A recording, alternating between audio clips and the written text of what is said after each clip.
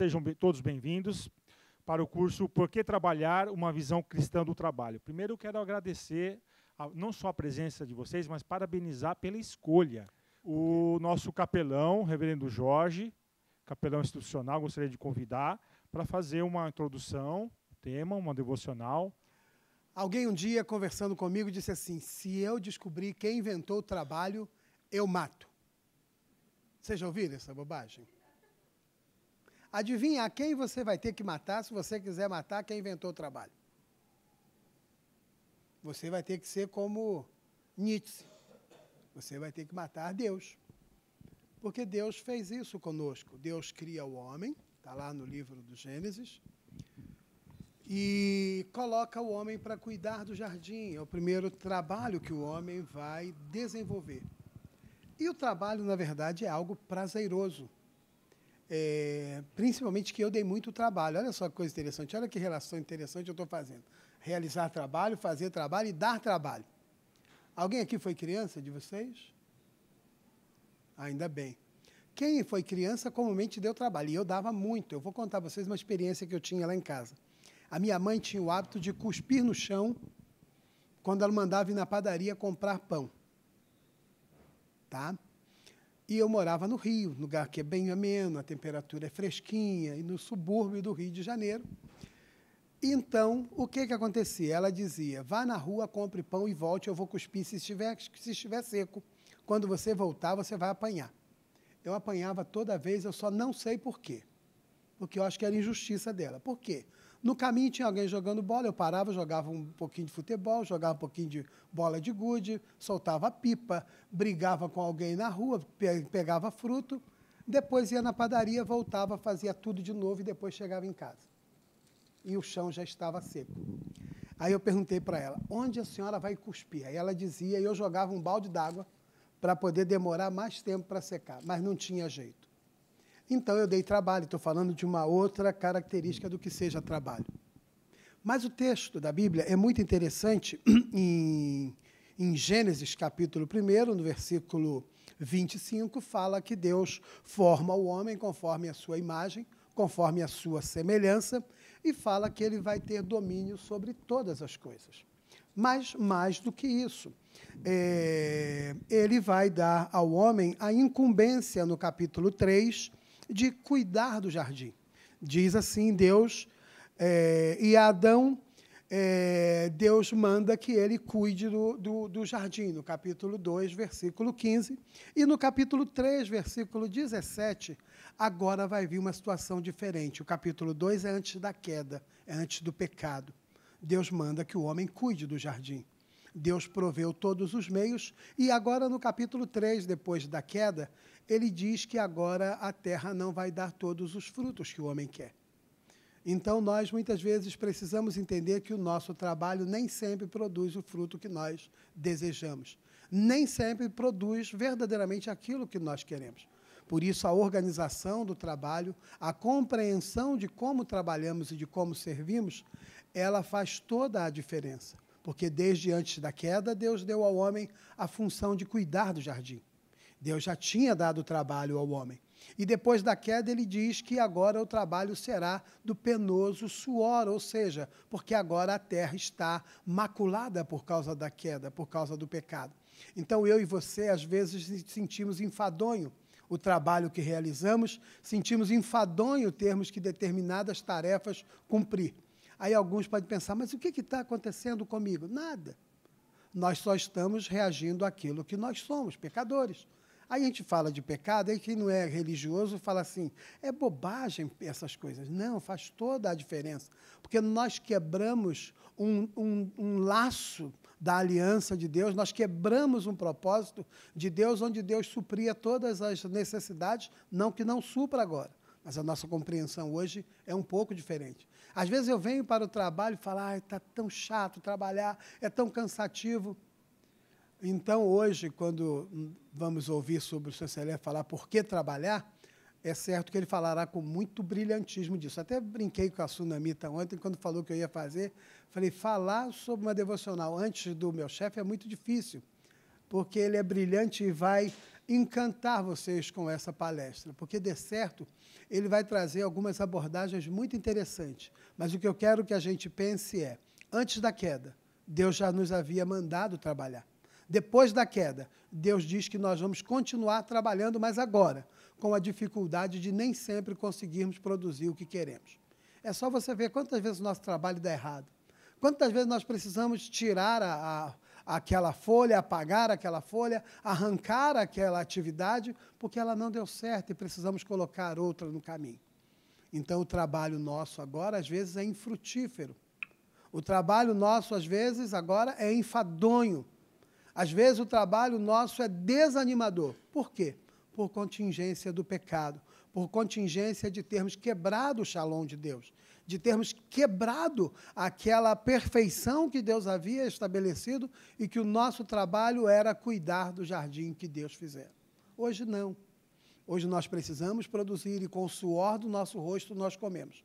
Se nós não encontrarmos prazer em trabalharmos, se não colocarmos alegria naquilo que fazemos, nós vamos sofrer todos os dias o trabalho. Eu comumente tenho uma frase que eu pergunto a todos, e aí está muita diversão. Aí alguns falam, diversão nada, pastor, é só serviço. Se você trabalhar só pelo trabalho, nós vamos sofrer sempre, porque a contingência do pecado faz com que o trabalho nem sempre dê certo. O homem experimentou isso, poderíamos ler inúmeras outras passagens que falam sobre isso, mas eu quero me ater só nisso, de que trabalhávamos antes da queda e trabalhamos depois da queda. Antes da queda, tudo o que fazia era perfeito porque não tinha preocupação. Depois da queda, não.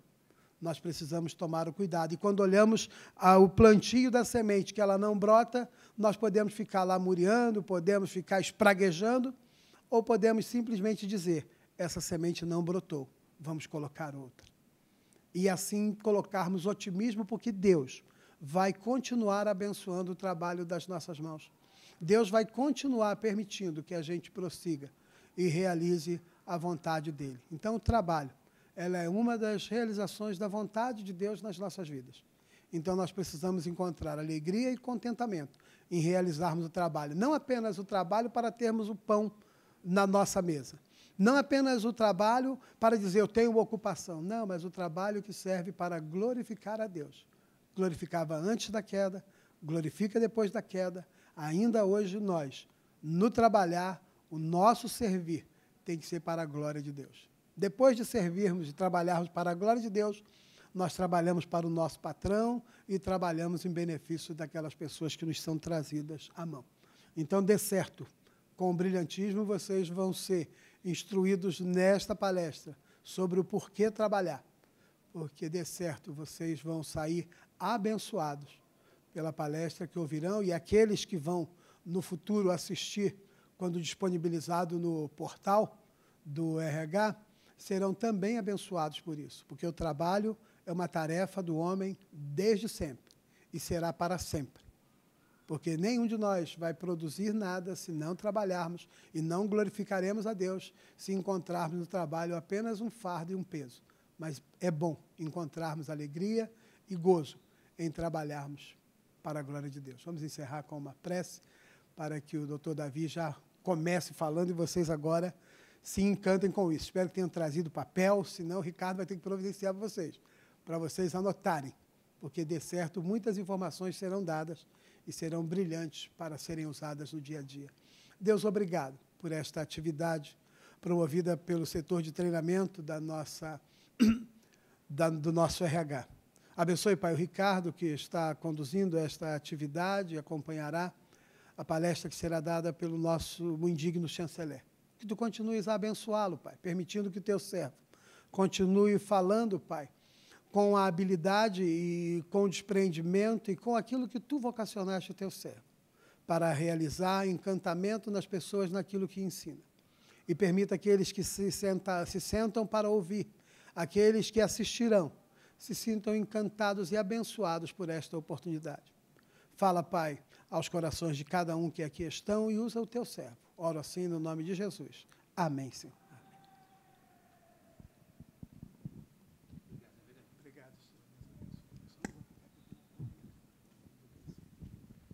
Bom dia. Eu vou falar sobre um assunto que, para mim, é especial. E ele é especial não é porque eu gosto necessariamente de trabalhar no conceito que a gente normalmente tem. Eu vou explicar. Quem aqui gosta de Vinícius de Moraes, com certeza lembra aquela música dele, ah, como é duro trabalhar. Né? Vi a roça, vi a casa, fui lá, carpinei, construí as cercas e tudo. Mas é claro que na música o romântico Vinícius tem que virar e falar, mas sem o colo da morena, como é duro trabalhar. E lá vou eu. Tem aquela outra música, né? Do Zé Geraldo, no qual ele conta a história da casinha, do sítio que ele comprou, por causa do amor que ele tinha pela Rosinha. Alguém lembra da música? Ele diz que ele comprou um sítio bonito, ele capinou, ele carpiu, ele construiu uma casa toda bonitinha, com varanda, construiu um laguinho, botou patinhos, tudo isso porque ele era louco pela Rosinha, e ele queria ter um lugar para morar com a Rosinha, e não sei. Quando ele terminou, ficou tão bonito que ele deu um chute na Rosinha, que ele terminou com ela, vendeu o sítio, pegou um monte de dinheiro e saiu para viver como rico. Eu estou mais para o Vinícius, lá para o lado do romântico, né? A gente precisa do colo da querida da gente para fazer valer a pena trabalhar. E é gozado que, nesse sentido, tem alguns reflexos de alguns conceitos que eu vou falar com vocês, que eu acho que são parte do design original do criador.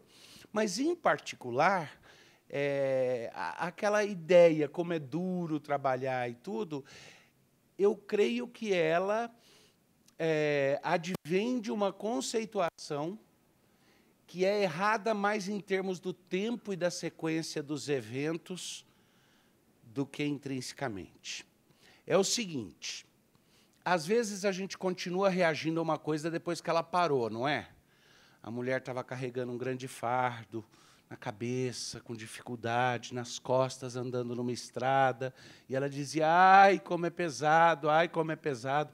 Aí passou um homem com uma caminhonete, falou, sobe aí, dona, pode tirar o fardo das costas, senta aí. Ela subiu, jogou o fardo na caminhonete, sentou na caminhonete, ele saiu, e ele ouviu ela falando, ai, como estava pesado, ai, como estava pesado. Ela ainda estava reagindo àquele peso que carregava. A gente ainda olha para a canseira e o enfado do trabalho, porque a gente ainda está reagindo a um estado que eu creio que já começou a mudar. E começou a mudar na forma como Deus lida com a gente, como Deus lida com a criação dele e com o mundo dele. A gente fica fixado no estado da queda, onde, de fato, o trabalho passa a ter abrolho, espinho, mas a gente não percebe que tem um outro lado todo da promessa, que é até a terra que você vai trabalhar com dificuldade, ela ainda vai florir, ainda vai produzir fruto. E, nesse sentido, a própria natureza do trabalho vai ser mais afável para a gente se a gente entender que implícito nele tem possibilidades tremendas de expressão. Aliás, eu ouso dizer que o trabalho, quando entendido direito, é um ato de adoração a Deus. Talvez um dos atos mais significativos de adoração a Deus é o trabalho feito de todo o coração e feito bem feito. Não é à toa que em algumas línguas, aliás, em vários idiomas, culto e serviço são a mesma palavra. Por exemplo, no inglês, que é mais familiar para todos nós, você pergunta para a pessoa se ela foi para um culto na igreja, você fala, did you go? Você foi para o service. Que horas são os serviços aqui na igreja? Por que serviço? Porque aquele ato de adoração está conectado com o trabalho. E eu acho que o contrário também acontece. O trabalho, quando feito diante da presença de Deus, é um ato tremendo de adoração. E aí ele pode ser visto de uma forma diferente. Aí o nosso ânimo é redobrado, porque a gente entende que aqueles dilemas, né? Para que você trabalha? Não, eu trabalho para eu poder Bom, vamos começar mais cedo, né? Por que você estuda? Eu estudo para eu conseguir um bom trabalho. Por que você quer um bom trabalho? Porque eu quero ser bem remunerado e poder dar uma boa vida para minha família. Por quê? Porque eu quero que meus filhos possam estudar numa boa escola. Para quê? Para que entrem numa boa faculdade. Para quê? Para que possam ter um bom trabalho. Para quê? Para que eles possam prover oportunidades para a família deles. Opa! Aí, na literatura, algumas pessoas vão falar, espera aí, é uma roda viva. É circular demais. É isso, para voltar aqui. Para simplesmente ficar. Mas uma visão diferente do trabalho pode nos levar a acreditar que o trabalho realmente produz alguma coisa. Eu vou começar ilustrando com uma visão diferente da economia.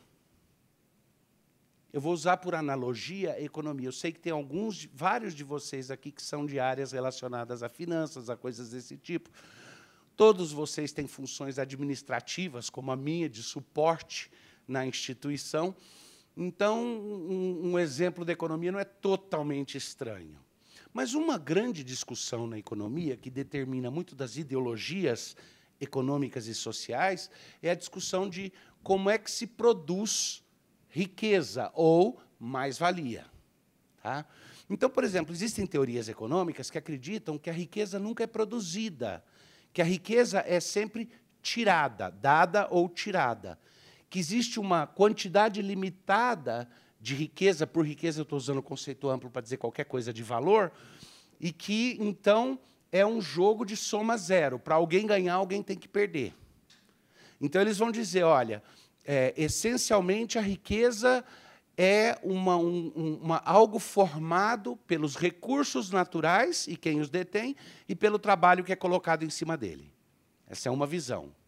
Outra visão diz que a riqueza é o esforço colocado sobre os recursos naturais, que o que adiciona valor é o esforço colocado sobre os recursos naturais. Mas, de novo, você fica preso numa situação onde o conceito de riqueza vira uma soma zero. Alguém tem que perder para alguém ganhar. É uma mera troca. E também faz as relações trabalhistas ficarem gozadas, porque você está vendendo o seu tempo. Tudo que eu estou vendendo é tempo. O problema é que o tempo é algo abstrato demais e não qualificado. Sim, mas eu estou vendendo o meu tempo de que qualidade? Eu nunca me esqueço de uma pessoa que trabalhava como pesquisador, aqui no contexto brasileiro, e ele foi incorporado a um laboratório de pesquisa em outro país. E, depois de 2 semanas de trabalho, ele foi chamado pelo chefe dele, e o chefe virou e falou, estamos todos aqui preocupados com você, porque achamos que você talvez não tenha as qualificações para trabalhar com a gente. E a pessoa falou, mas por que eu falhei em alguma coisa? Não, mas é que você chega todo dia, quase de madrugada, e fica até a noite.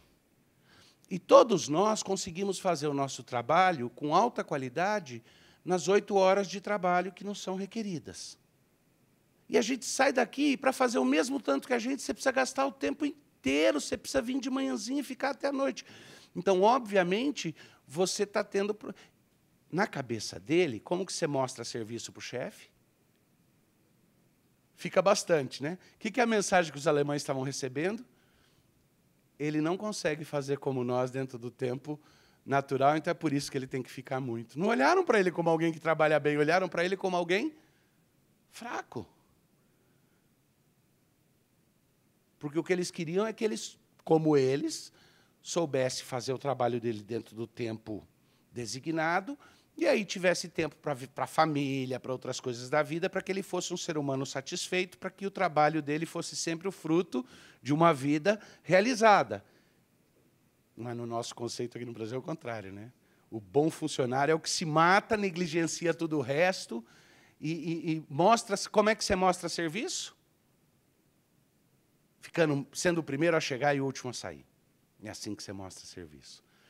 E se alguém virar para a gente e falar, escuta, você não consegue fazer seu trabalho no tempo normal, você precisa chegar mais cedo e sair mais tarde para conseguir fazer o que alguém deveria fazer no tempo normal, a gente vai falar, como? Como assim? Eu sou um excelente trabalhador, eu trabalho à beça. Então, esse conceito de valor, você não pode achar que o que acrescenta valor às matérias-primas é o meu esforço e o meu tempo. Senão, a relação de trabalho vira uma relação de vender tempo. Mas aí vem a pergunta, do que é que vem o valor? O que acrescenta valor? E a maioria das teorias de economia sobre o que acrescenta valor, mais-valia, sempre vão acabar forçando a gente no conceito de um jogo de soma zero. Vocês conhecem, né? Em teoria de jogos, jogo de soma zero é aquele no qual é tudo uma equação. No final das contas, se puser aqui, tem que tirar daqui. Para o pobre ser mais rico, o rico tem que ser mais pobre. O propósito é nivelar essas coisas. E aí resta a pergunta. E até isso não é só questão de direita e esquerda, não. Mesmo na direita, o pensamento tende a ir para esse lado de que é tudo uma soma zero. Então, você vende seu tempo, ou você vende seu talento. Na verdade, tem um pensador, por quem eu tenho muita afinidade, que é um cristão e é um dos economistas que teve uma influência muito maior do que aquela do reconhecimento de nome que ele tem, porque ele foi o economista mais citado pelo presidente que virou a economia americana e iniciou uma nova era, que foi Ronald Reagan. Esse homem, George Gilder, ele tem um livro que chama Conhecimento e Dinheiro.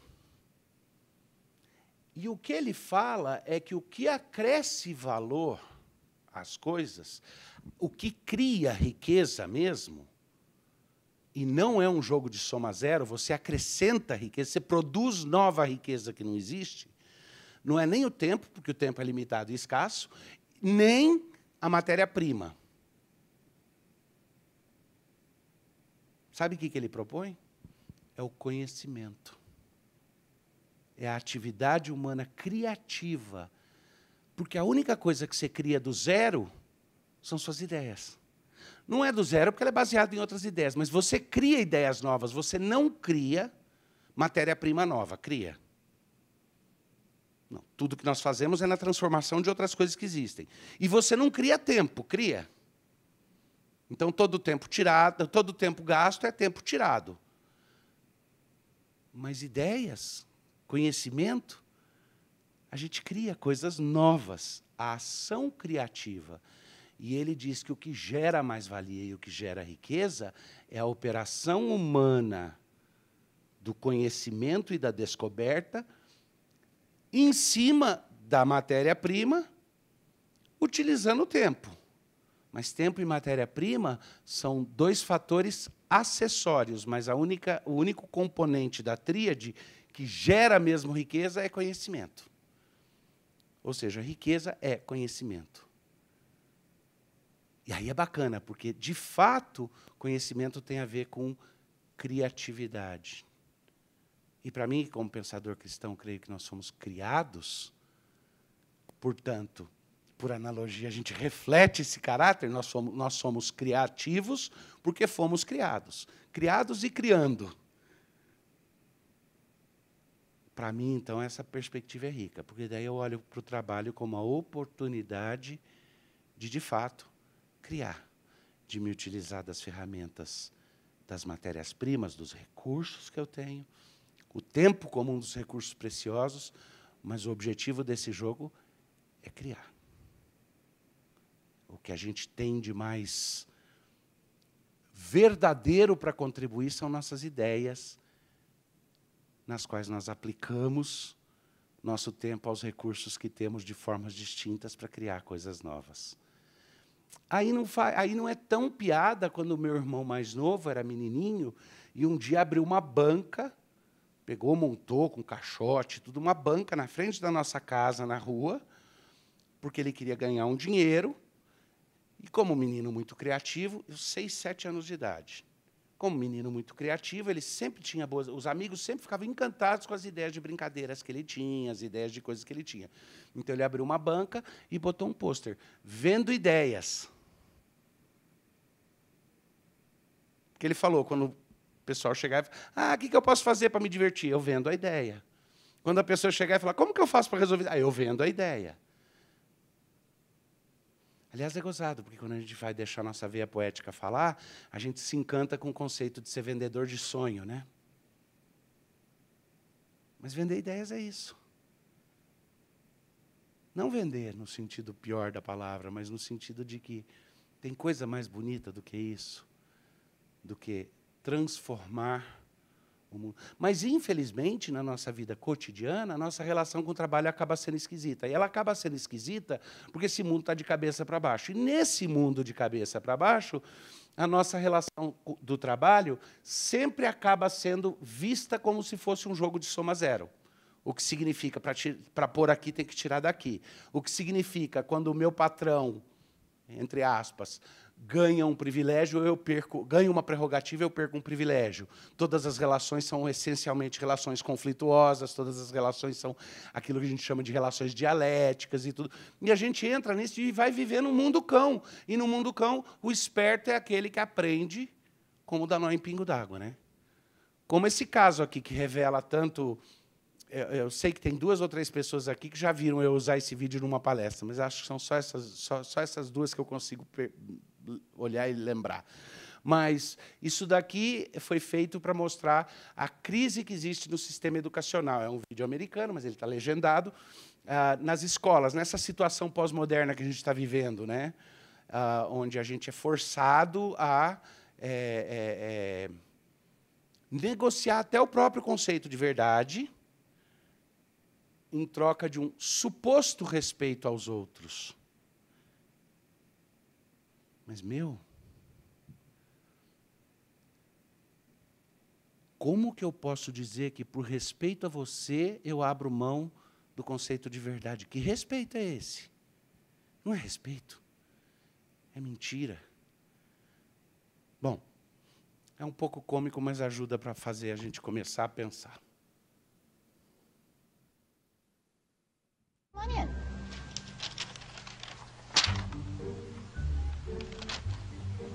Looks like you're having some trouble with addition. Now, don't be upset. You're here to learn. And we learn from mistakes. Everybody makes mistakes. Nuh-uh. Look at this question here. What is 2 plus 2? See, you wrote 22. But when we do addition, we don't just put the numbers next to each other. That's stupid. All right, think about it this way. If I have 2 markers in this hand, and then I add the 2 markers from this hand, how many markers do I have now? 22. No, Danny, it's 4.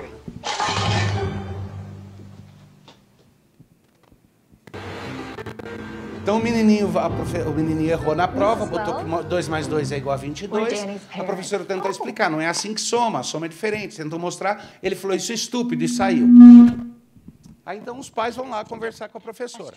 E a professora, querendo consolar os pais, diz, olha, é natural que as crianças fiquem frustradas quando erram. Ela está pensando que ela é parceira dos pais na educação dos filhos. One of the questions was, what is 2 plus 2? Danny answered 22.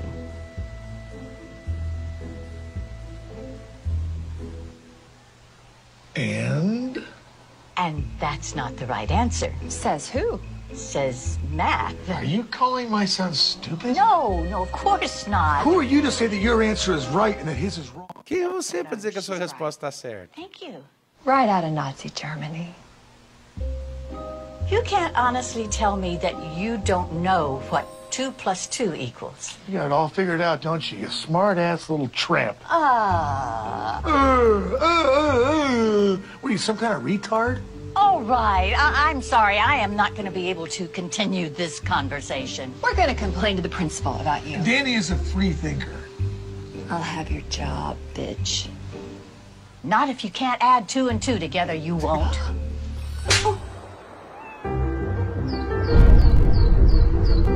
Mrs. Wells. Aí ela está certa, né? I understand Tá you had nada. an issue yesterday with the Esse é o parents of diretor one da of our escola. students. It did get a little crazy. When things get out, I really need you to know about it. Sure. So how do you want to handle it? I guess you could apologize. What? His mom hit me. I understand you told Danny he had a wrong answer on his test. He did have a wrong answer on his test. Yeah, it's not our job. Não pode falar para um aluno que ele errou, não existe This isso. is exactly what our job is. Parents don't want you ramming your biased views down their kids' throats. That's not biased. That's how math works. You know what doesn't work? Your attitude. Look, maybe I can explain this in math terms so you can understand. If you took all the kids in this classroom and divided them by 0, that's exactly the amount of respect you're giving them. Something you'd like to say? You can't divide a number by 0 and Não pode get dividir o 0. número por 0 e ter 0. So now I'm stupid. Just some crazy administrator doing paperwork while you superstar teachers change the world.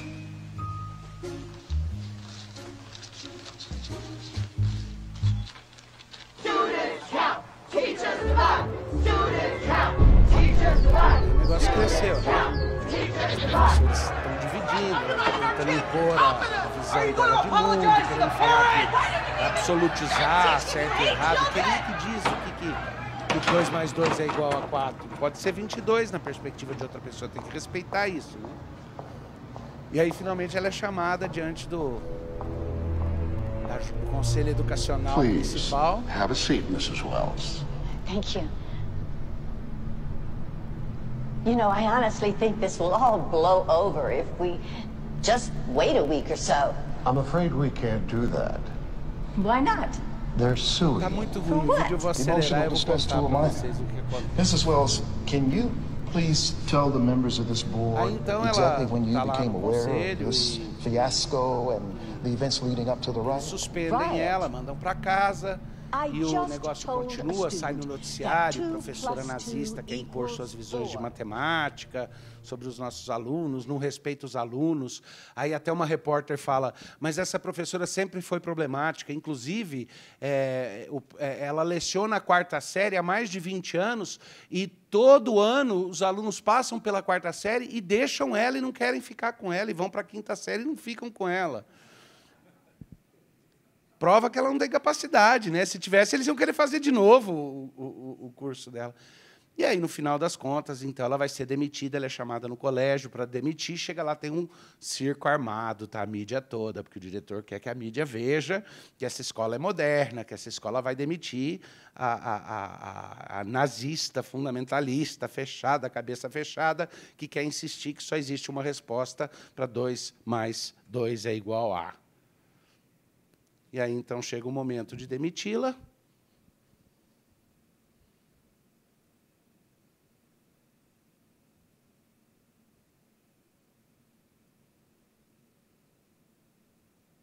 Ela chega lá no colégio para levar o susto de descobrir que o circo está armado.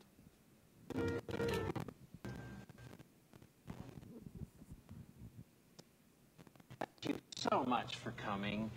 You know, I'm just so sorry it happened this way. If only you'd been more open-minded.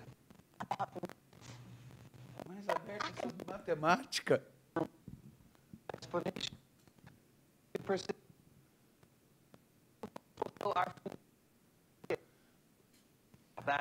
Então, como todo bom empregador, fique tranquilo que nós vamos cumprir todas as nossas obrigações trabalhistas aqui.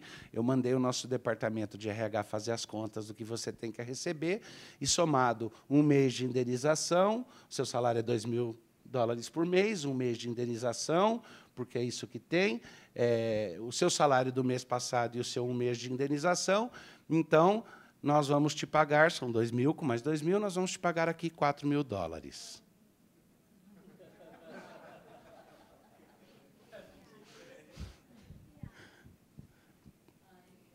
O que vocês diriam?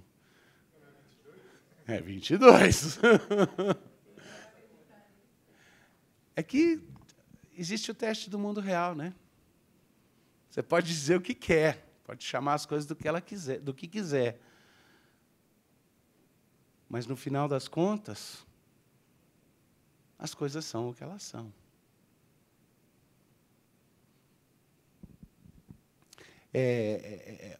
Eu, em Angola, tive a oportunidade de pregar lá algumas vezes, e em Angola aconteceu uma coisa muito interessante, porque Angola teve uma guerra civil muito grande, no final de uma guerra civil, depois que muita gente já morreu, começa a aparecer uma coisa interessante, que são as promoções de oficiais de campo. Pessoas galgam postos por atos heróicos durante a guerra e tudo, que eles não teriam dentro das Forças Armadas em situações normais. Então, tem uma coisa chamada generais de campo. São pessoas que são promovidas a generais porque, pela necessidade da guerra, elas conquistaram espaços que nunca conquistariam normalmente, né? E a brincadeira em Angola é que os generais de campo são sempre pessoas sem capacidade, sem cultura, muito burras, às vezes analfabetos. Angola é um dos países que teve vários generais de campo analfabetos, que comandavam batalhões ou exércitos. E uma história que eu ouvi lá, que eu achei muito interessante, também a respeito de professora, é da professora que estava na sala de aula falando com seus aluninhos, e eles estavam falando sobre os diferentes bichos e as capacidades dos bichos. E ela virou e falou, agora nós vamos falar daqueles bichos que voam. Então, Mariazinha, diga-me um bicho que voa. E a Mariazinha falou, professora, o morcego é um mamífero que voa. Ela falou, muito bem, Mariazinha, é isto mesmo, morcego voa. Pedrinho, diga-me um bicho que voa. A águia, professora, o bicho mais bonito que tem. Parabéns, é isto mesmo. A águia voa. Carlinhos, diga-me um bicho que voa. A professora, aquelas raposas voadoras que planam das árvores. Ela falou, interessante. Sim, voa. Voa voos curtos, porque tem uma pele que permite que flutue um pouco, que paire sobre o aire. Joãozinho, diga-me um bicho que voa. Professora, o jacaré voa. Joãozinho, jacaré? Quem te disse uma coisa maluca dessas? Foi papai. O Joãozinho era filho de um general de campo. A professora olhou e falou, de fato, Joãozinho, o jacaré voa, mas voa muito baixinho. Porque o risco da vida ali, ela vai negar o que o general falou. A gente acaba fazendo isso muitas vezes. E, ao fazer isso, a gente, é lógico, tem humor na mulher fazer isso, tem humor na... Por que a gente ri dessa história aí? Porque, quando chega a hora dela ter uma desvantagem tremenda, toda a injustiça que foi feita com ela não podia perder a oportunidade de virar e falar, agora vamos virar o jogo. Agora eu vou te mostrar por que para mim vai ser vantagem. Agora sim vai ser vantagem. No caso da professora, o medo da situação faz com que ela diga até que jacaré voa, mas tenta justificar dizendo que voa baixinho. É o novo funcionário que foi contratado aqui no Mackenzie. E aí teve aquele jogo de futebol de salão, onde os funcionários todos podiam jogar e tudo, e os membros da Direx também. E tinha um membro graudão da Direx que estava jogando no jogo de futebol, né? E é uma pessoa baixinha, pequenininha, não é muito parruda. E aí tinha um funcionário nosso da segurança, recém-contratado, que era muito grandalhão e tudo. E não é que o baixinho foi lá e canelou ele com toda a força no jogo de futebol de salão? Aí o funcionário olhou e falou, que é isso? Isso não vai ficar assim. Aí o coronel Taveiros cochichou no ponto, é o chefe. Aí o chefe falou, por que não? Ele falou, porque eu acho que vai inchar. A gente acaba lidando com as situações, e o humor é o escape que a gente encontra, né? Agindo por medo, ou por vantagem pessoal, ou porque a gente descobre que, na própria inconsistência e incoerência dos outros, surgem brechas que, em um momento ou outro, podem ser de benefícios para nós. Mas nada desse tipo, nem de esperteza, entre aspas, nem de ação por medo, nem de bajulação, nem de adulação, vai fazer com que o nosso trabalho seja tudo o que ele pode ser. Para nós, não para a empresa. Se perguntar para mim, Davi, cuja função aqui é lembrar quais são os nossos grandes alvos institucionais, Essa é a função do chanceler no Mackenzie, é preservar os grandes alvos institucionais e, nas situações limites, preservar os interesses da associada vitalícia, que é a Igreja Presbiteriana do Brasil. É fazer valer essa vontade da Igreja. Para mim, desta perspectiva, da minha vocação e do meu trabalho aqui, o que eu queria é ver o Mackenzie, ver vocês, os colaboradores e parceiros meus aqui no Mackenzie, como pessoas que se realizam no seu trabalho. Porque se vocês trabalharem como pessoas realizadas, se o seu trabalho for um ato de culto individual a Deus, eu não tenho dúvidas de que ele vai colaborar para os grandes alvos institucionais. Especialmente no nosso caso, onde nós somos uma instituição na qual até a sobrevivência financeira é meio, não é o objetivo final. O benefício da instituição é meio, não é o objetivo final. Qual é a nossa missão final? Educar o ser humano criado à semelhança de Deus para a plenitude das suas potencialidades. É abençoar o mundo, é abençoar as pessoas, é abençoar essa nação. Como?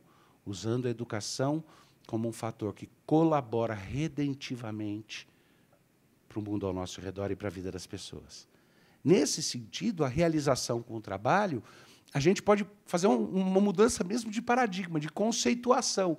O que é a natureza do trabalho? Para isso, eu quero olhar com vocês e ver onde é que tudo começou. Qual foi o propósito original?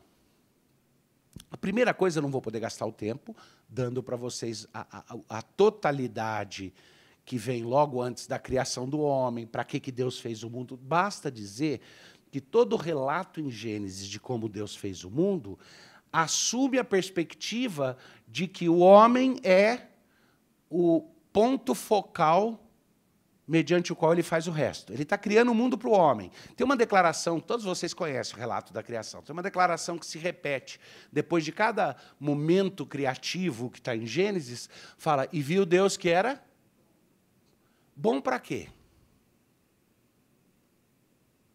Bom para ele?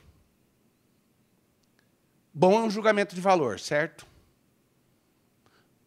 Quando Deus fala, viu Deus que era bom, não pode ser bom no absoluto, bom para ele, por uma razão muito simples. Tudo que Deus faz é bom. Ele é perfeito, ele se deleita em tudo que ele faz. Tudo é bom. Então, o julgamento de valor, Deus faz e fala, ficou bom, não pode ser o julgamento do ficou bom só para ele. É um ficou bom relativo. Relativo ao quê?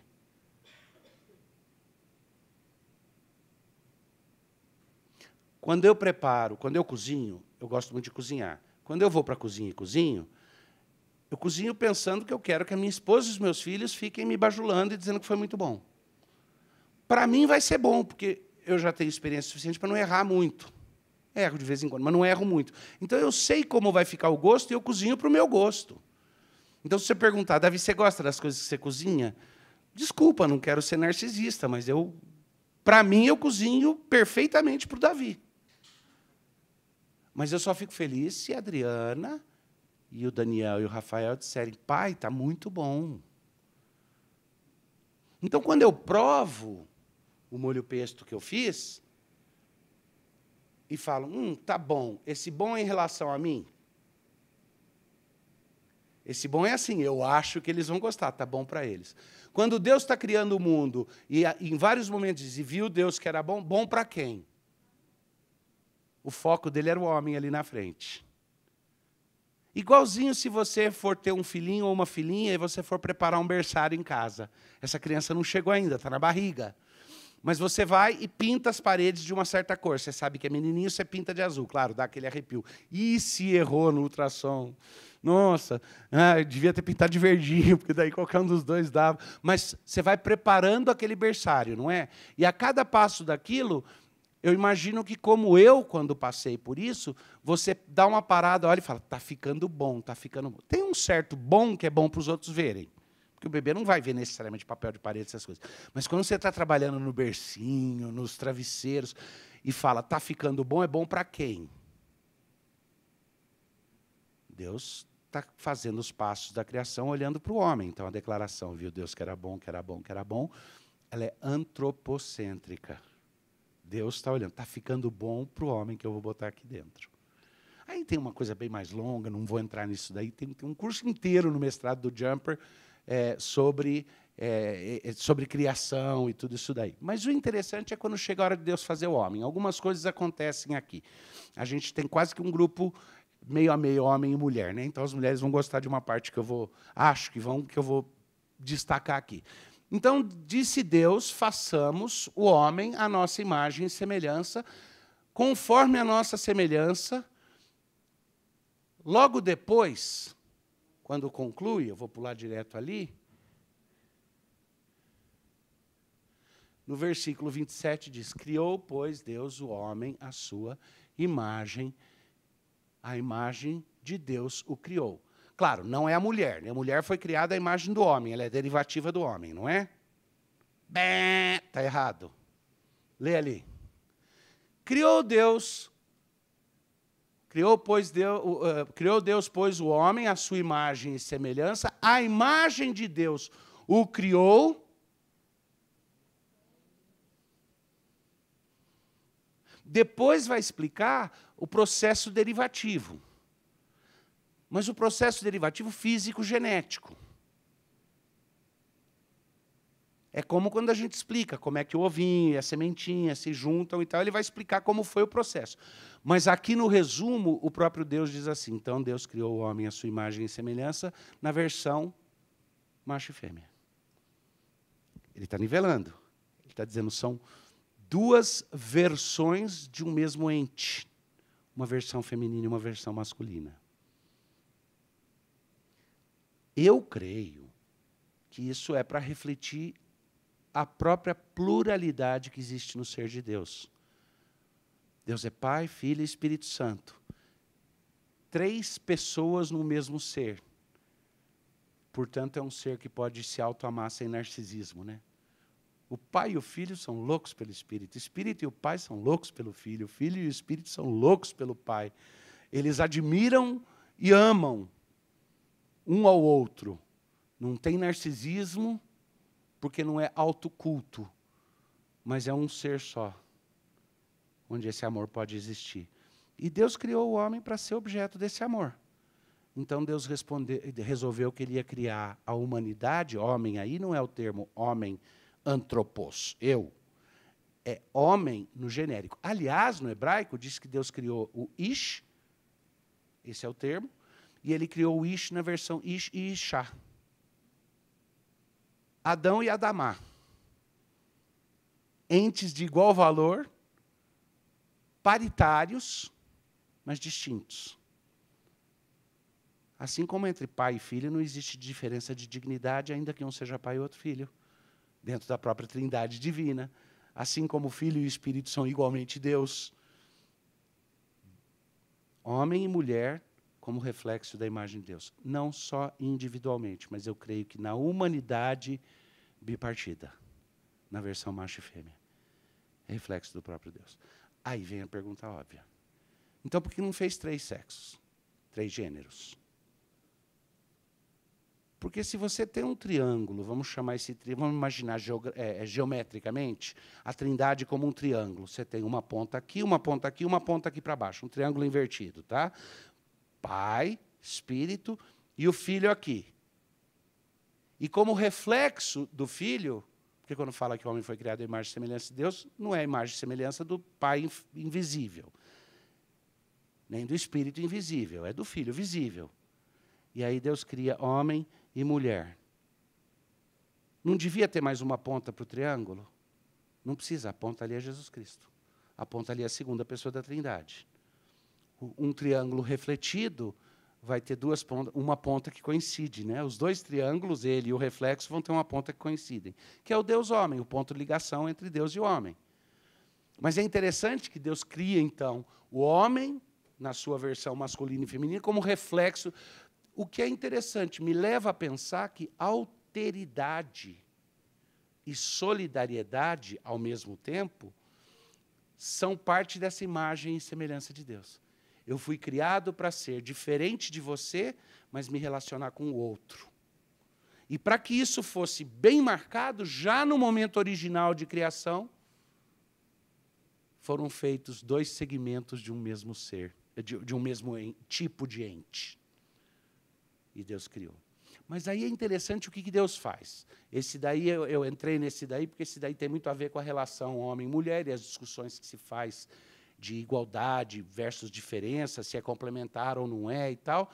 Eu acho que a chave para resolver isso daí é entender a própria dinâmica da Trindade. O ser humano foi criado para refletir a imagem e semelhança de Deus em alteridade e, ao mesmo tempo, comunhão e singularidade. Uma humanidade só, mas essa humanidade é de pessoas que são iguais, mas diferentes. A diferença mais marcada na diferença dos gêneros, mas ela existe até dentro de um mesmo gênero. Você é um igual e um semelhante. Ao mesmo tempo, somos pessoas diferentes e distintas. Isso precisa ser reconhecido, porque é isso que faz a melodia ficar mais sinfônica, não mais bagunçada. Só que quando Deus diz lá, né, façamos o homem à nossa imagem e semelhança, ele começa a descrever o que vai ser a função do homem.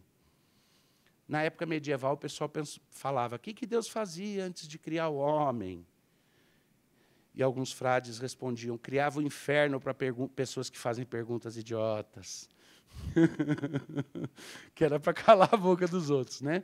Mas, de fato, a gente não sabe o que Deus fazia em toda a eternidade. Ele se amava e ele se curtia. Ele não me disse, mas ele me disse que, desde o começo, ele tinha um propósito para a humanidade. E eu creio que esse propósito é essencial. E você tem 2 jeitos de entender esse propósito. Joga no vocabulário religioso, faz virar aula de escola dominical, e aí você pode se livrar dele e dizer, não tem nada a ver com o que eu faço na minha vida durante a semana, na minha vida profissional, na minha vida do trabalho. Tá? Então, vamos reproduzir aquilo que eu ouvia de um velho líder que nós tivemos no Mackenzie, que alguém perguntou para ele não era presbiteriano, a pessoa perguntou para ele, doutor fulano, como é que é trabalhar lá no Mackenzie? Essa pessoa era uma autoridade principal, um executivo-chefe no Mackenzie. Como é que é para o senhor, que não é presbiteriano, trabalhar lá com os presbiterianos? E a resposta dele foi, quando a gente reúne, quando tem os encontros, primeiro tem que orar, depois cantar, depois faz política igual aos outros. Isso me entristece profundamente, de lembrar. Porque não deveria ser assim. Porque quem está aqui com a gente, quer professe a fé evangélica cristã, quer seja presbiteriano ou não, deveria dizer, não, eu estou vendo que esse pessoal está tentando ser consistente. Eles têm uma missão, eles têm uma identidade, estão tentando ser coerentes com isso. Ninguém é obrigado a ser infalível, mas a busca da coerência é algo que legitima nossos esforços. É a única coisa que, no final das contas, vai legitimar os esforços institucionais. Aí, a minha função como chanceler é ter certeza que a gente está tentando buscar essa coerência em todos os âmbitos. Esse treinamento é parte disso. A ideia toda. Como é que eu pego coisas como a natureza do próprio trabalho e conecto isso com a nossa identidade, com a nossa proposta de identidade, que nunca é impositiva, nenhum de vocês é obrigado a compartilhar os pressupostos que estão por trás disso. Agora, é um sinal de respeito você querer saber esses pressupostos e entendê-los. Até porque vai te permitir ver quando a gente está tentando ser coerente e, quem sabe, até ajudar, quando a gente estiver sendo incoerente com eles, a corrigir. Deus cria o homem e dá a ele, já de começo, algumas funções. Qual que é a primeira que se observa ali? Feito segundo a semelhança de Deus, ele terá domínio. Essa é uma palavra que a gente não gosta, né? Domínio dá sempre a ideia de... Mas, quando ele fala, ele terá domínio, esvazia o conceito político do termo e pensa no sentido existencial, no sentido histórico. Ele terá domínio sobre os peixes do mar, as aves do céu, os animais domésticos, sobre toda a terra e todos os répteis que rastejam pela terra. O ser humano foi criado para governo. Você quer tirar o elemento político do termo domínio, como dominação impositiva, cruel? Entende como governo, no melhor sentido. O ser humano foi feito para administrar esse presente que ele ganhou de Deus, que é esse mundo. Isso antes de queda, antes de qualquer coisa. O ser humano foi feito para naturalmente ser um gestor dos recursos e de si mesmo. Aliás, volta porque eu falei antes, ele foi feito para ser o tipo de gestor que entende que no meu trabalho criativo, de acrescentar o meu conhecimento, a minha experiência, de criar do zero, análogo a Deus que é criador e fez do nada, eu crio das minhas ideias, estratégias e formas de investir o meu tempo sobre os recursos que Deus me deu, e isso me torna alguém derivativamente criativo, onde eu gero preciosidade, onde eu gero riqueza. Isso fazia parte do projeto original. O ser humano foi feito para ser um gestor, imitador de Deus, que acrescenta o seu espírito criativo e faz as coisas, mas Deus pode fazer do nada, eu não posso. Então Deus me deu os recursos e fez o ser humano para que ele aprendesse a ser alguém que exerce esse governo, essa gestão sobre as coisas, para que elas frutifiquem e produzam. Aliás, aí entra aquilo que eu interrompi, então, o pequeno resuminho, então Deus criou o homem à sua imagem e semelhança, na versão masculina e feminina, que ele fez, e então ele disse, ele abençoou, e ele disse para o homem, sede fecundos, multiplicai-vos. E a gente, com a nossa mente hiperconcreta de criança, de jardim da infância, pensa só na reprodução física, sexual, da raça. Expande o conceito de sede fecundos e multiplicai-vos. Sim, implica a multiplicação da raça, ter filho para popular a terra. Mas isso é só o começo. Isso é sombra do muito mais. Esse sede fecundos e multiplicai-vos é onde ele diz, pelo seu trabalho de governar e exercer domínio, se expande, expande seus horizontes, expande o mundo. Seja fecundo.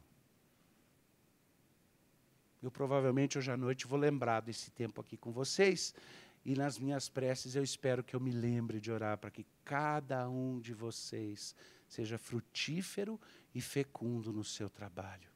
Para o seu trabalho não ser a ideia de que eu estou só vendendo o meu tempo, vendendo o meu esforço para ganhar meu pão, mas que o seu trabalho seja uma oportunidade para você se expandir e se multiplicar, para ser fecundo. Então essa é a ordem que Deus dá, sede fecundos, multiplicai-vos, enchei a terra e sujeitai-a, dominai sobre os peixes do mar, sobre as aves do céu e sobre todo animal que rasteja pela terra. De novo, volta o tema do dominar aí, que a gente precisa entender que esse dominar, na cultura na qual está sendo escrito, não quer dizer vai lá e a ferro e fogo bate e age com violência. Está dizendo, tenha gestão, tenha controle sobre isso.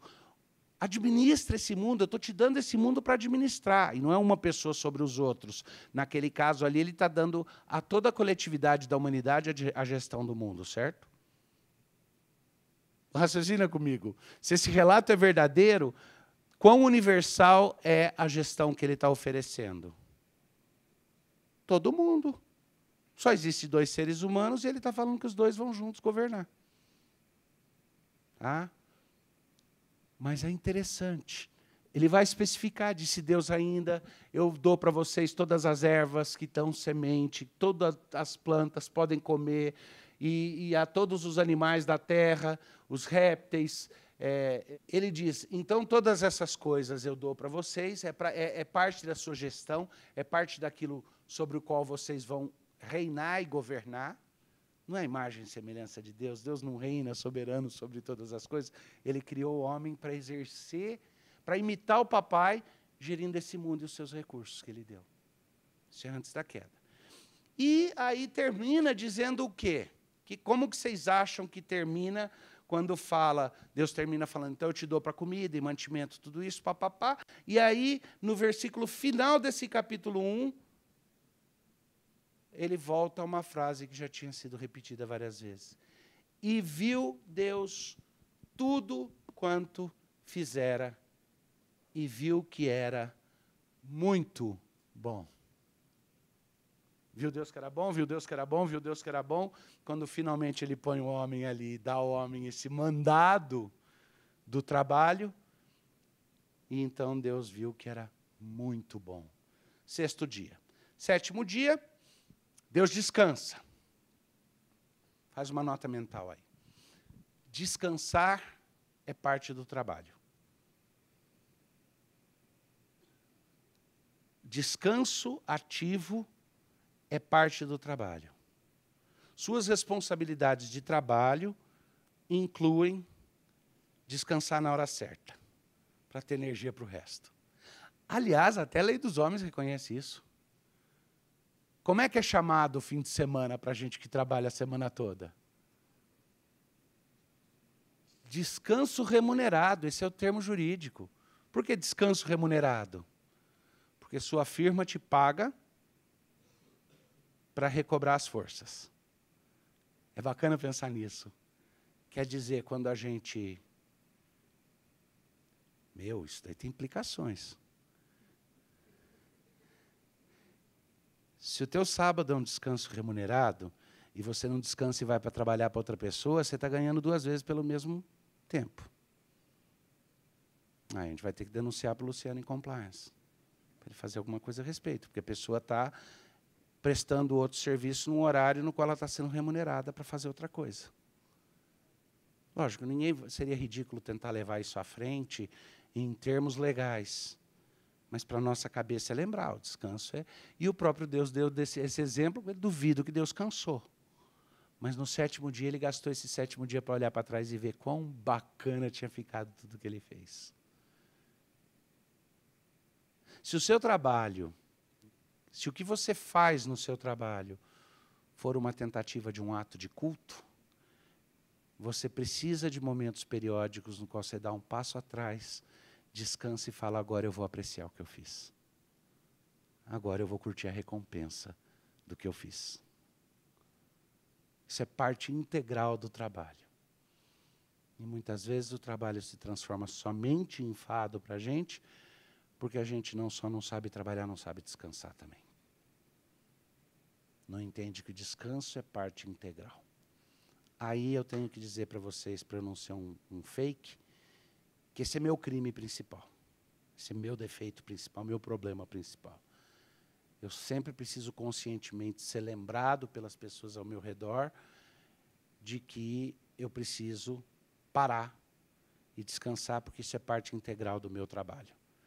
Porque a minha tendência é ficar tão empolgado, não é porque eu sou bonzão, não é porque eu sou workaholic, como se isso fosse vantagem, não.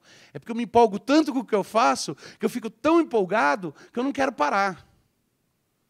Mas se eu não parar de vez em quando para dar um passo atrás e olhar para aquilo, e dizer, foi pela sua graça, Deus, então eu estou disposto a sentar aqui e não fazer nada nesse momento, porque eu estou sendo pago para descansar. Se eu não tiver esse exercício, eu vou exaurindo as forças, né? Aí corre o risco de durar pouco, corre o risco de não estar em condições de dar a minha melhor produção pelos outros. Interessante é que aí alguma coisa vai acontecer. Deus chega para esse homem que está criado ali, e ele diz assim, tomou, pois, o Senhor Deus, isso daqui já está no capítulo 2, tomou, pois, o Senhor Deus ao homem e o colocou no jardim do Éden. E aí fala para quê?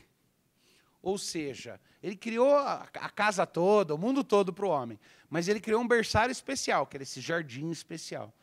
E aí fala que ele pegou esse homem e essa mulher e colocou no jardim com o propósito de... Alguém lembra quais são as 2 palavras que aparecem aí? São bem interessantes, eu sei que vários de vocês estão familiarizados com isso. Para o benefício dos que não estão, quais são as 2 palavrinhas que aparecem? Botou o homem lá no jardim para que ele... Lembra, tem o conceito, né? Governa, administra, multiplica, seja fecundo, seja frutífero. Mas quando ele bota o homem no jardim, vamos ver se agora eu consigo espelhar? Não, ainda não. Ele colocou o homem no jardim para cultivar e guardar. Ele chegou para o homem e disse, eu estou te pondo aqui nesse jardim com um propósito duplo. Cultiva e preserva. Se parar para pensar nas implicações, muita gente fala, como que um cristão deve pensar sobre ecologia? A gente vai adorar a Gaia, a deusa Terra? Vamos dizer que a mãe natureza é a deusa perfeita, a criadora e gênese de todas as coisas? Desculpa, a gente vai cair em antinomias, a gente vai confundir as bolas, a gente vai acabar adorando a criatura ao invés do Criador. É a expressão que a Bíblia usa. Mas, ao mesmo tempo, existe um aspecto no qual um cristão tem uma base de pensamento para ter uma preocupação com o seu ambiente. Aprende, a gente às vezes faz umas coisas que viram universal, a gente acha que está certo, né? Meio ambiente é conceitualmente uma redundância. Meio e ambiente são termos que dizem a mesma coisa. A gente fala o tempo inteiro sobre meio ambiente, ou ambiente ou meio, sei lá, chama de um dos dois. Todo mundo usa, acho que ficou consagrado, né? É a roda redonda. Mas existe uma base nossa, como cristãos, para pensar, Deus colocou o homem no jardim com o propósito de cultivar e guardar.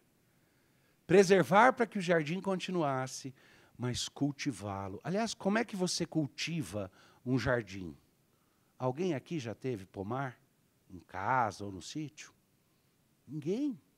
Já? Plantação de couve. Com couve eu não sei como que faz, mas com laranja eu sou bom disso. Laranja e limão, se você quer cultivar mesmo um pomar, de vez em quando você vai ter que pegar uma laranjeira bonitinha e cortar. E vai pegar um limoeiro e cortar. E vai enxertar o galho do limoeiro na laranja. Você está criando uma coisa nova. Liranja? Larima? Não, na verdade, o limão a gente inserta para fazer uma laranja de variedade especial. Mas essa ideia de cultivar e guardar é a ideia de que eu preservo para que não se perca o que tem, mas eu faço minha atividade criativa em cima daquilo para gerar mais. Eu não me contento em preservar esse jardim. Eu quero que esse jardim vire mais. Eu quero ver novas variedades surgindo. Eu quero fazer desde modificação genética até enxerto e tudo com as árvores do meu pomar, para que eu deixe aquele pomar mais rico do que eu peguei, mais bonito, mais frutífero. Esse é o trabalho que Deus está dando para o homem. Não houve queda ainda, Deus coloca o homem no jardim, só que aí Deus vira e fala, só que eu não quero que você esqueça. Eu não quero que você perca o referencial. Eu quero que você lembre que o seu trabalho só tem sentido enquanto ele for uma analogia de mim. Que você é filhinho de peixe. Filhinho de peixe, peixinho é. Você foi feito para experimentar a realização, o gozo, a alegria e o amor que eu mesmo experimento. Deus falando com o homem. E para isso, você precisa ser um análogo a mim. Para você lembrar que esse é um ato seu, e esse ato se tornar cada vez mais voluntário e menos obrigado, para que você exerça e exercite a sua vontade. Eu vou estabelecer um regramento bem pequenininho aqui nesse jardim, que vai ser a prova de que você nunca esqueceu de mim. Agora, um símbolo não substitui a coisa simbolizada, certo? O símbolo é só um símbolo. Você reagiria da mesma forma se alguém pegasse uma pessoa aqui, pega um retrato de alguém que você ama e pica na sua presença e taca fogo? A outra pessoa aqui vai lá na pessoa que você ama e a fere, taca fogo nela, faz alguma coisa. A sua reação nos dois casos é idêntica? A foto você é capaz até de deixar de lado, porque ela é só um símbolo. Incomoda, porque está atingindo aquilo, mas é um símbolo. Mas os símbolos também não são irrelevantes. Bravo você fica se alguém pegar uma foto de alguém que você ama, jogar no chão e pisar em cima. Por quê? Porque é só um símbolo, mas é um símbolo de alguma coisa que me é preciosa. Deus coloca lá no jardim um símbolo dessa ligação com Ele. Como para nós que somos casados, a aliança é um símbolo. E a gente pode até tirar na hora que vai fazer uma coisa perigosa com a mão, pode tirar até numa hora que vai passar algum produto, mas a maioria de nós teria um sentimento estranho de, por exemplo, chegar no trabalho e tirar a aliança e botar no bolso. Porque a gente sentiria que, de alguma forma, ao esconder o símbolo, a gente está traindo o pacto. E Deus estabeleceu um símbolo para Adão e Eva. Ele falou, vocês comem o que vocês quiserem aqui. Eu vou botar uma árvore aqui no meio, e essa eu quero que, em respeito a mim, vocês não comam. Pode tocar nela, pode mexer, pode ver, pode cheirar. Não come. Provavelmente era uma árvore normal, não tinha nada de mágica nela. Era o ato em si de respeitar aquilo. Mas o homem resolveu que era exatamente aquilo que ele precisava fazer para decretar a sua autonomia. Para ele mostrar que ele não era mero reflexo ou mera analogia do Criador, mas que ele tinha existência própria e independente. Ele quis decretar a sua independência.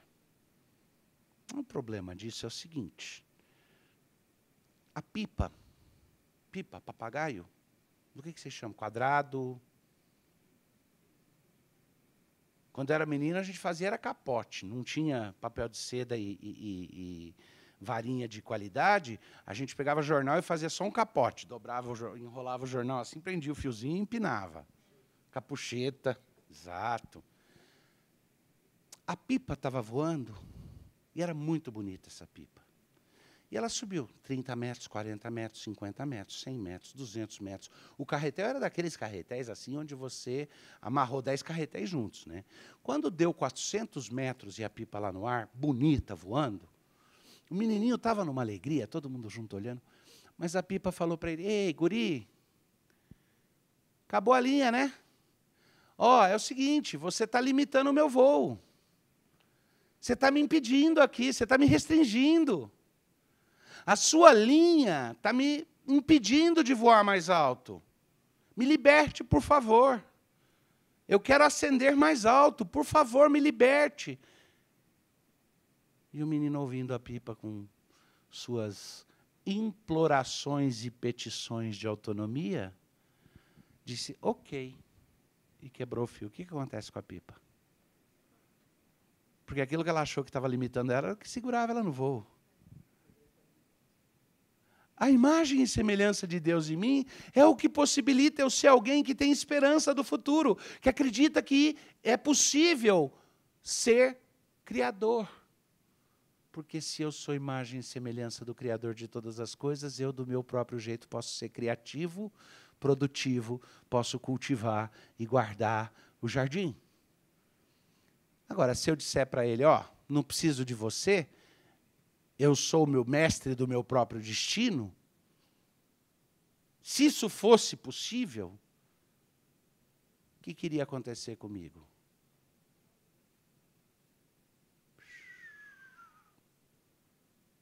Porque se Deus por um minuto virar e falar, ok, tenta sozinho. Eu não controlo nem o próximo segundo. E pior, a gente não pensa nisso. Se Deus não for ser o Deus de todos, e eu sou senhor do meu próprio destino, eu não posso negar o fato de que você afeta meu destino. Se você estiver ali na porta e eu quiser passar, se você não me der passagem, eu vou estar encrencado. Eu vou ter que, de algum jeito, ou tentar passar ou fugir. Porque se você é senhor do seu destino e eu sou senhor do meu, e quando nossos destinos se tocam? Então, nosso relacionamento é reduzido a lutas de poder. Porque é o seguinte, ou Deus é Deus sobre todos e nós somos todos irmãos, ou cada um de nós é Deus, certo? Quantos deuses a gente tem dentro dessa sala? Vamos à luta. Mundo cão. Eu piso quem for menos que eu, e eu entendo que eu vou ser pisado por quem estiver por cima de mim.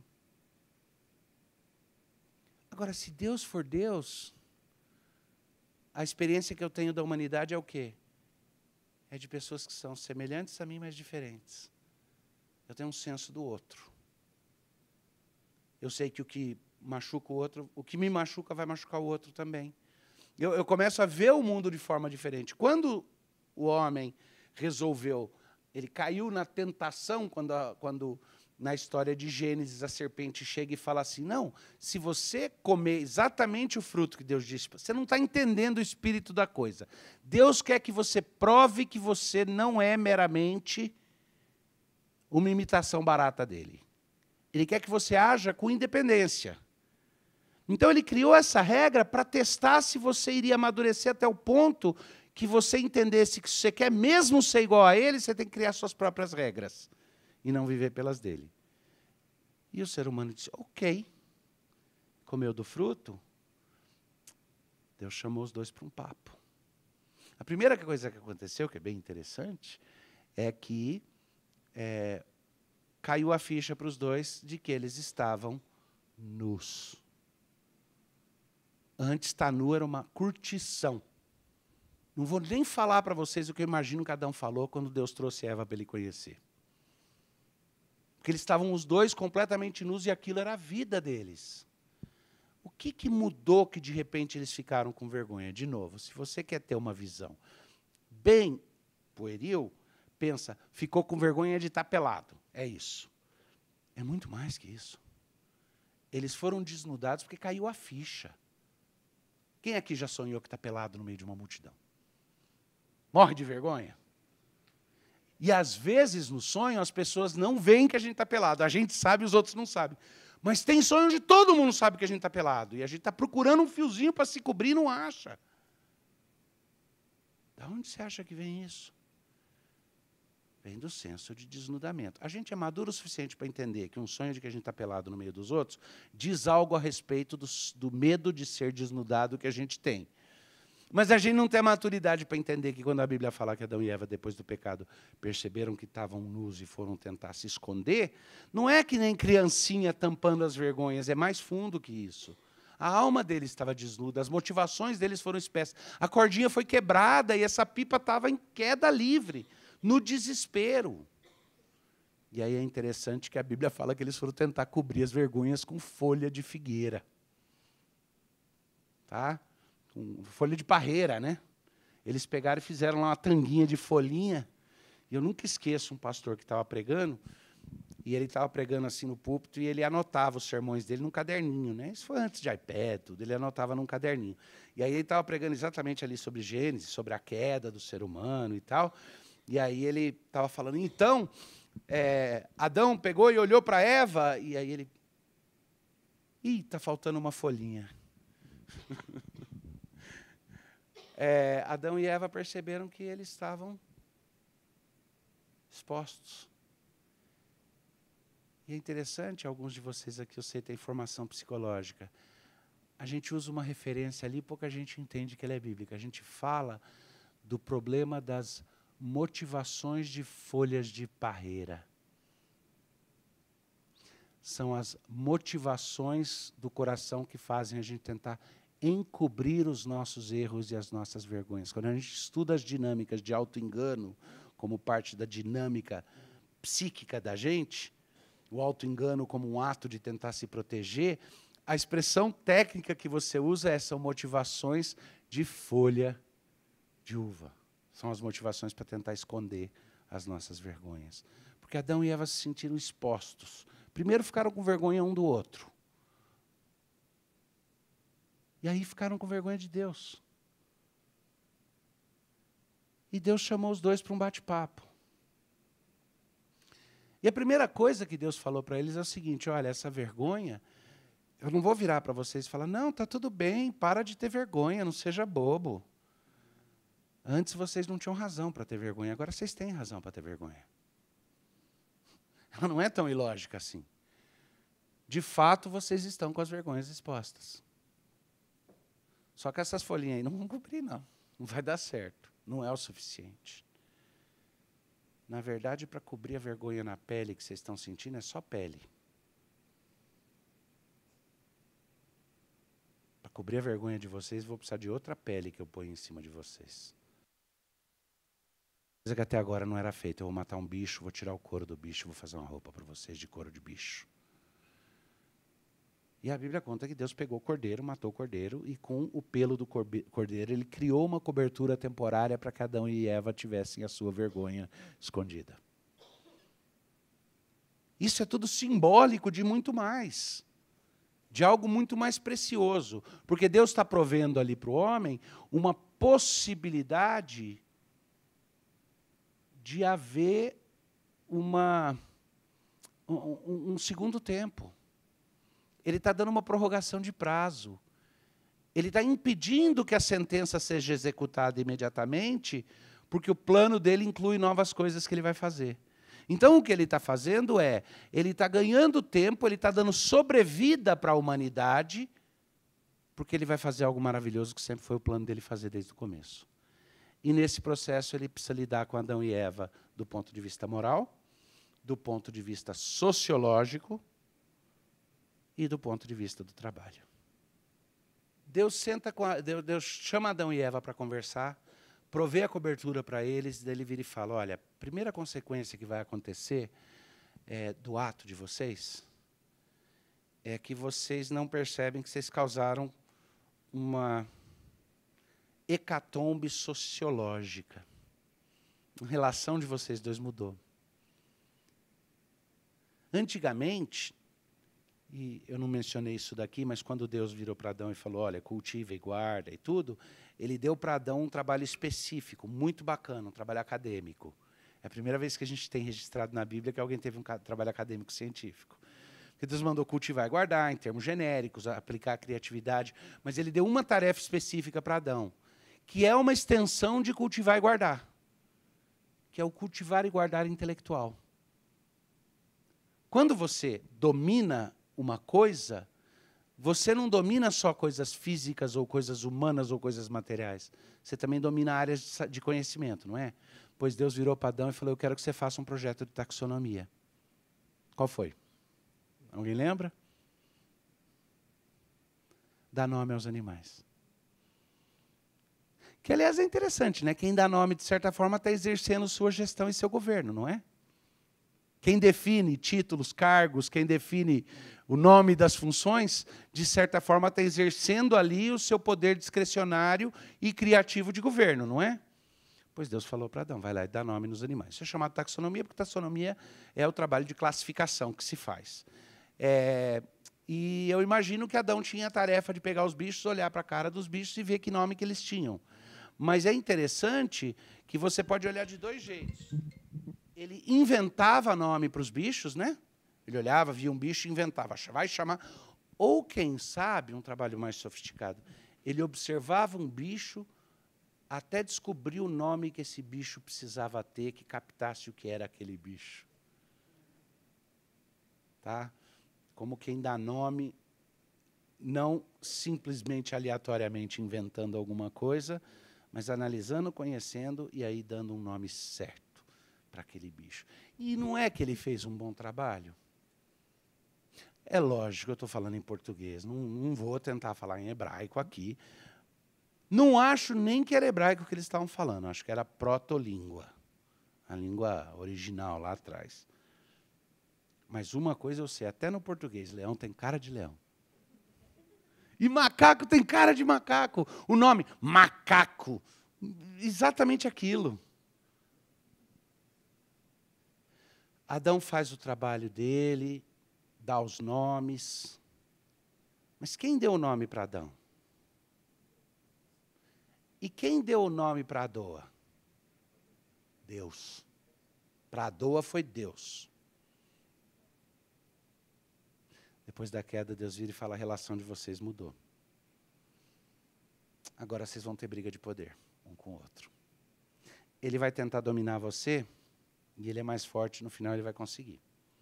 Mas você vai se rebelar contra ele, mas não vai conseguir deixar de se entregar, porque no final você vai querer se entregar. Vocês vão ter conflitos que não existiam antes. Mudou a situação sociológica. Curioso que é só depois disso que Adão olha para Eva e fala, de agora em diante você vai chamar Eva porque você vai ser a mãe dos meus filhos.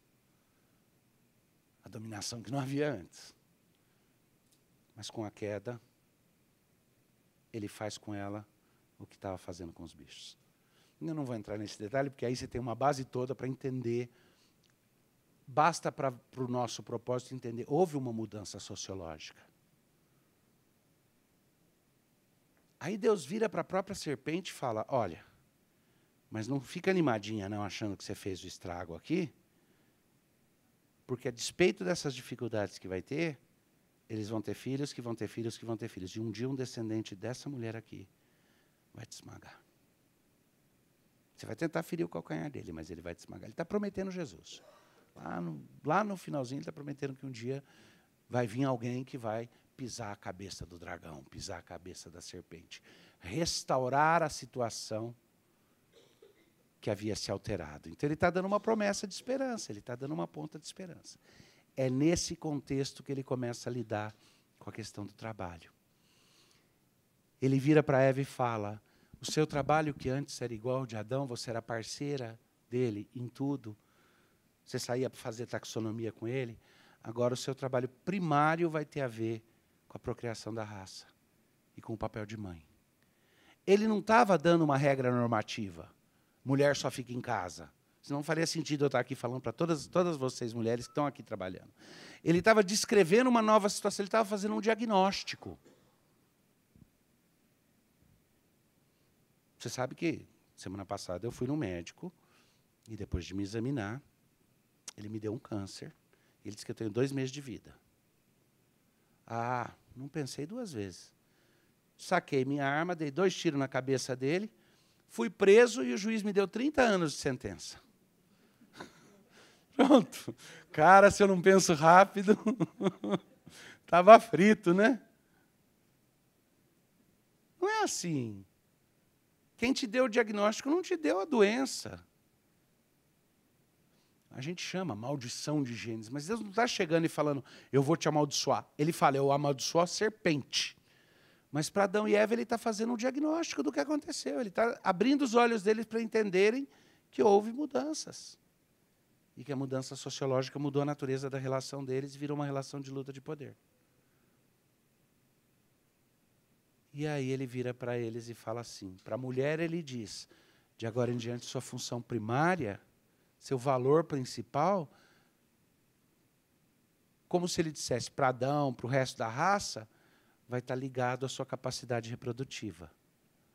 Ele não está sendo normativo falando mulher só presta para isso. Ele está falando, essa é a triste situação que vocês se meteram. Eu tinha planos muito melhores para vocês. Eu tinha planos onde vocês iam ser parceiros no governo desse mundo. Ele vira para Adão e fala, e você também. Antigamente, seu trabalho era a sua forma mais profunda de expressão. Seu ato cultico, seu ato de beleza. Seu trabalho era a pura expressão da sua criatividade. Agora o seu trabalho vai passar a ser canseira, enfado, espinho e abrolho. Antigamente a terra te era benéfica. A terra queria produzir para você. Você só precisava jogar a semente e a terra queria ser frutífera para você. Agora ela vai ser sua inimiga. Você vai ter que dominar ela, quebrando ela, arando, com trabalho, vai dar espinho. Porque você mudou a natureza da sua relação com o seu meio. Mudança sociológica, mudança ecológica. E é aí que afeta o trabalho mais difícil. Ele disse, antigamente o seu trabalho era a mais bonita expressão de quem você era. Agora o seu trabalho vai ser pelo suor do seu rosto. Poxa, mas que triste, né? Um diagnóstico ruim, né? Eu não consigo deixar de lembrar outra piada da mulher que foi com o médico, foi com o marido no médico, e ficou na sala de espera, o marido foi lá conversar com o médico, e o médico falou, olha, você tem uma doença terminal, você não vai durar mais que 2 meses, é irreversível, não tem cura na medicina. E ele falou, mas doutor, tem alguma coisa que possa ser feito para... O médico falou, não, se você viver uma vida extremamente calma, agradável, prazerosa, sem nenhuma tensão, sendo servido o tempo inteiro, nunca for contrariado, puder aí provavelmente você consegue ter uma sobrevida de uns 5, 6 anos. Mas se não, você não vai durar mais que 2 meses. Eu falei, doutor, eu não tenho jeito de falar isso para minha esposa. Eu vou chamar ela aqui, o senhor fala para ela. O médico falou, tudo bem. A esposa entrou na sala, o cara saiu e ficou na sala de espera. 10 minutos depois, a esposa saiu e falou, vamos, meu bem, que nós temos um funeral para planejar. Porque no diagnóstico ali que Deus deu, o perigo é a gente olhar e falar, então, danou geral. Agora é tudo ruim. Mas espera aí, ele deu no prognóstico algumas promessas implícitas. Primeiro, quando ele falou da burrada que aconteceu, ele prometeu que viria alguém para desfazer aquilo. Não é? Vai ter um descendente da mulher que vai pisar a cabeça dessa cobra e reverter esse processo inteiro da raça. Aí, quando ele falou para Eva, você vai ter luta de poder, seu marido vai dominar sobre você e tudo, ele virou e falou, mas você vai ser maravilhosa no trabalho de produzir uma posteridade, lembrando que um dia vem de você o Redentor de toda a humanidade. Então, junto com esse diagnóstico pesado, estão vindo promessas. E quanto ao trabalho, qual é a promessa que ele faz para Adão? A promessa implícita na descrição que ele faz dessa nova situação alterada. Olha, antes o seu trabalho era pura expressão da sua criatividade. Agora vai custar suor, mas vai dar fruto. Antes não tinha espinho, agora vai ter espinho. Mas com trabalho você ainda consegue tirar fruto da terra. Então ele está dizendo que nessa sobrevida não está tudo perdido. Mudou a situação, vai ter trabalho, mas o propósito original não foi perdido. E hoje nós vivemos uma situação onde, do ponto de vista da revelação de Deus, do ponto de vista da nossa fé cristã, nós cremos que já veio o Messias prometido, aquele que pisou a cabeça da serpente, e já se inaugurou uma nova era na qual nós estamos sendo transformados, e por nosso intermédio o mundo, para que seja resgatado aquele propósito original. Então, eu já não vivo pela regra da queda, eu já começo por antecipação a querer viver como alguém que acha que o trabalho pode, de novo, se transformar naquilo que um dia ele vai ser, só pura expressão da minha criatividade e do meu ser, e não mais canseiro e enfado.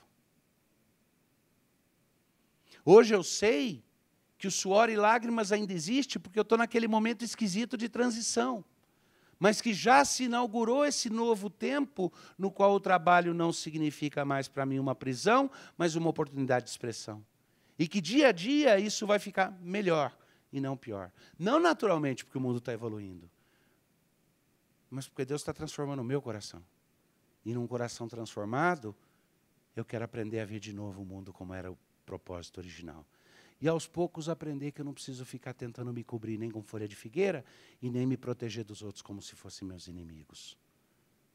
Mas eu posso ansiar pelo dia no qual eu começo a olhar para as pessoas ao meu redor, entendendo que elas são meus pares, mas diferentes.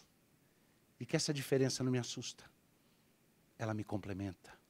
E que eu tenho algo para oferecer no mix, porque eu complemento também os outros.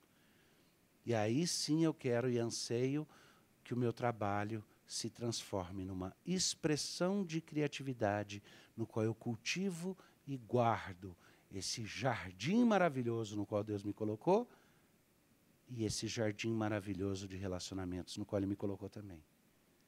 Com olhos bem abertos, entendendo que a queda aconteceu e que eu não quero ter leite condensado na minha cabeça. Eu quero saber que vai ter abrolho, que ainda tem espinho, que ainda tem mentira, que ainda tem as dificuldades, mas elas não me pautam mais. Eu pauto à luz da esperança aquilo que ainda não é. Aliás, eu vivo como quem tem saudades de um tempo que ainda não chegou. Já pensou nesse sentimento? Eu vivo como quem tem saudades de um tempo que eu ainda não vivi, mas sei que vou viver. Como é que isso afeta o meu trabalho? Se você pensa, eu estou aqui para ganhar o meu ganha-pão, não é totalmente mentira. Tá. Se você veio fazer esse curso, você tinha uma curiosidade um pouco mais. Senão, você não estava fazendo esse curso aqui. Ele é voluntário, ele não é obrigatório. Então, se você veio, você está falando, eu quero que o meu trabalho signifique um pouco mais do que só o ganhar pão. Eu não quero só vender meu tempo. O que eu desejo para vocês, e eu acho que é o que Deus quer para vocês, é isso. É que vocês olhem para cada oportunidade que Ele dá para vocês como uma oportunidade de crescer e multiplicar, de ser frutífero, de manifestar em toda a sua beleza. E não é só as mulheres, os homens também. Como Deus, de fato, fez um projeto cheio de potencialidades. Sem romantismo de achar que está tudo perfeito, porque a gente ainda vive sob a sombra da queda. Mas já não somos prisioneiros disso. Dá para imaginar um mundo diferente. E dá para restaurar aqueles alvos. Quer seja no nosso trabalho intelectual, quer seja no nosso trabalho repetitivo, quer seja no nosso trabalho até físico, é possível olhar e ver ali uma oportunidade de cultivo, de frutificar e de criar. De criar e melhorar as coisas. E não existe nem uma coisa, isso é uma besteira que se fala por aí, que você é limitado pela matéria-prima com a qual você começou. Quer seja a sua habilidade, seu talento, sua história, sua educação. Ninguém é limitado. Conheço um fulano que de engraxate virou rei. Não é uma história de sucesso de alguém, não, como engraxate mesmo. Esperto cara, saiu do interiorzão. Aí ele ficou quase que 2 semanas. Ele chegava de manhã, sentava lá num café perto de Wall Street, no centro de Manhattan, brasileiro do interiorzão, e ele ficava olhando as pessoas na rua. Os amigos falaram, o que você está fazendo, cara? Você está louco? Você tem que sair e pegar um emprego. Você tem que sair aí e pegar um emprego de limpar a casa, pegar um emprego de faxineiro, de motorista de táxi. As coisas que o brasileiro imigrante, especialmente o imigrante não documentado, faz quando vai morar fora, né? E ele lá, com um diploma de engenheiro, de universidade brasileira e tudo, e ele falava, eu estou pensando e procurando a oportunidade certa. Mas não era enrolação dele, não, ele estava mesmo. De repente bateu a ideia, ele falou, já sei o que eu vou fazer. E ele comprou uma caixa de engraxate. Ele pegou essa caixa de engraxate e adaptou ela com couro e tal, fez ficar uma malinha bonita. Comprou um terno, bonito, mandou fazer cartões, e ele ficava lá em Wall Street, na frente das lojas, das casas de mercado financeiro, e quando passavam os caras, mais ou menos da idade dele, parecidos com ele falava, por favor, com licença, posso lhe dar um cartão? Eu notei que o seu sapato poderia receber um bom trato, e eu sei a importância que tem em estar bem vestido para aquele trabalho que a gente faz, e eu queria, então, oferecer meus serviços, eu subo ao seu escritório de forma discreta, não vou lhe envergonhar, e engraxo o sapato no escritório. Ele teve a ideia criativa de que o melhor jeito dele conseguir fazer um serviço, que a gente considera até pequeno, baixo, né? Mas que ele podia fazer disso daí um grande negócio. E, de fato, virou um grande negócio.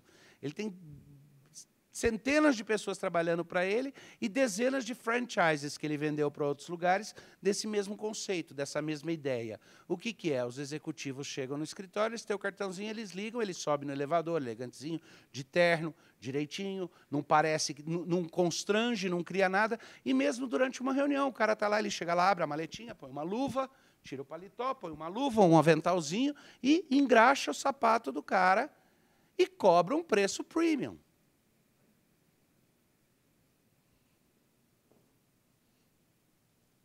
Eu vou confessar uma coisa. Como eu queria que tivesse alguém que fizesse isso daqui aqui. Porque eu gosto demais de usar bota, mas precisava engraxar todo dia para ficar direito.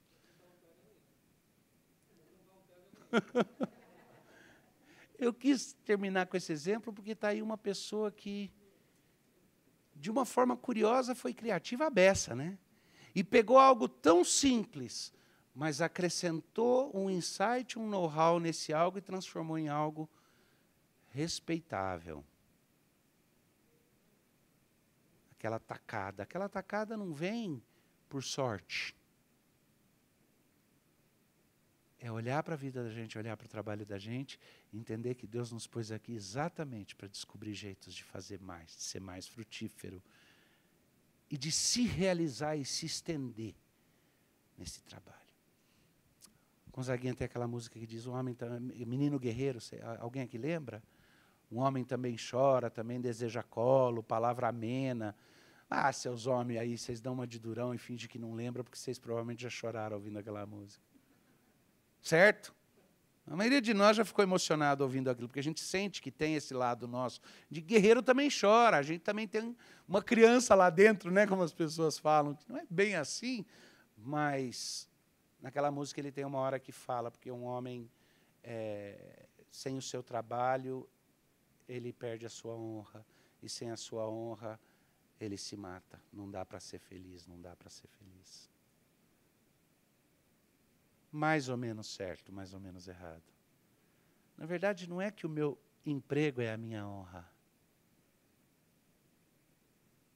Mas a honra conquistada em Deus, a honra de ser criatura feita à imagem e semelhança dEle.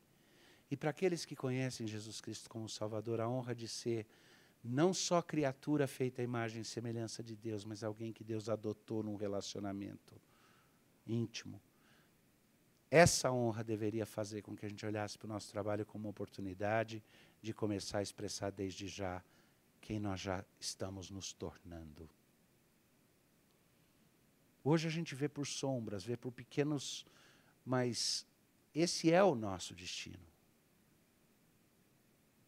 E o trabalho, quando visto dessa maneira, é um ato de culto, é um ato de adoração. E por tabela, ele acaba sendo frutífero, é como aquela árvore plantada junto a correntes de água, que no devido tempo dá o seu fruto. E no final das contas, as pessoas podem até tentar fingir que não estão vendo os frutos, mas eventualmente todo mundo tem que abaixar a cabeça e falar, não, eu estou vendo os frutos, sim. E o reconhecimento eventualmente vem, inclusive dos outros. A pessoa consegue passar pela macieira e fingir que não está vendo a fruta e sentindo o cheiro até um certo momento. Mas vai ter um momento que ela fala, eu desisto, me dá uma aqui, deve estar uma delícia. E, eventualmente, até no emprego da gente, alguém vai virar e falar, uau, essa criatividade aí precisa ser recompensada. Eu preciso reter isso. Eu preciso valorizar. Às vezes leva tempo. Às vezes não. Eu sei, o que mata a gente é quando a gente vê os frutos errados sendo valorizados, né? Quando a gente vê as pessoas olhando para fruto ruim e dando por fruto ruim o salário de fruto bom, e vendo fruto bom e não dando. Mas essa confusão entende, seja misericordioso, as pessoas erram. Um americano foi visitar lá o nosso sítio, e meus filhos resolveram pregar uma peça e disseram para ele, vamos apostar, vamos fazer uma aposta, quem come mais jabuticaba. E aí eles apontaram as árvores e 1, 2, 3, já! E saíram correndo. Um deles subiu no pé de jabuticaba, aí o americano subiu lá no pé, aí o menino gritava, 20! O americano quieto. 50, o americano, 1. 100, o americano, 2. 300 jabuticabas, o americano, 3, e caiu do pé de jaca.